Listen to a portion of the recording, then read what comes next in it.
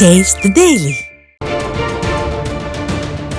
திராவிட முன்னேற்ற கழகத்துடைய பொதுச் செயலாளரும் சட்டமன்ற எதிர்க்கட்சி தலைவரும் முன்னாள் முதலமைச்சருமான புரட்சித் தலைவர் எடப்பாடி கே பழனிசாமி அவர்கள் இந்திய குடியரசு துணைத் தலைவராக தேர்ந்தெடுக்கப்பட்டுள்ள மேதகு சி.பி. ராதாகிருஷ்ணன் அவர்களை அனைத்து இந்திய அண்ணா திராவிட முன்னேற்ற கழகத்துடைய பொதுச் செயலாளர் புரட்சித் தலைவர் எடப்பாடி கே பழனிசாமி அவர்கள் 16/9/2005 அன்று புதுடில்லியில் வாழ்த்து தெரிவிக்க உள்ளார் என்று தலைமை கழகம் அறிவித்திருக்கக்கூடிய அந்த அறிவிப்பில் தெரிவிக்கப்பட்டிருக்கிறது.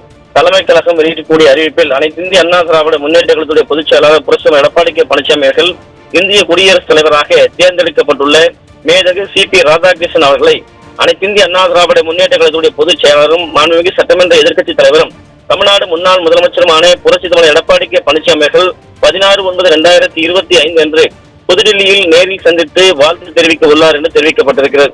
அனைத்து இந்திய அண்ணா திராவிட முன்னேற்ற கழகத்துடைய பொதுச் செயலாளர் மாண்புமிகு சட்டமன்ற எதிர்க்கட்சி தலைவர் தமிழ்நாடு முன்னாள் முதலமைச்சர் புரட்சித் தலைவர் எடப்பாடி கே பழனிசாமி அவர்கள் 16/9/2025 செவ்வாய்க்கிழமை அன்று புதுடில்லியில் இந்திய குடியரசு துணைத் தலைவராக தேர்ந்தெடுக்கப்பட்டுள்ள மேதகு சி.பி. ராதாகிருஷ்ணன் அவர்களை நேரில் சந்தித்து வாழ்த்து தெரிவிக்க உள்ளார் என்று அந்த அறிவிப்பில் தெரிவிக்கப்பட்டிருக்கிறது.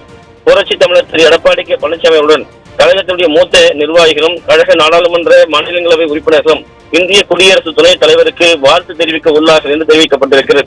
இந்த அறிவிப்பு அனைத்து இந்திய அண்ணா திராவிட முன்னேற்ற கழகத்துடைய பொதுச் செயலாளரும் சட்டமன்ற எதிர்க்கட்சி தலைவரும் முன்னாள் முதலமைச்சருமான புரட்சி தமிழர் எடப்பாடி கே பழனிசாமியுடைய ஒப்புதலோடு இந்த அறிவிப்பு வெளியிடப்படுவதாக தலைமை கழகம் வெளியிடக்கூடிய அந்த அறிவிப்பில் தெரிவிக்கப்பட்டிருப்பது குறிப்பிடத்தக்கது.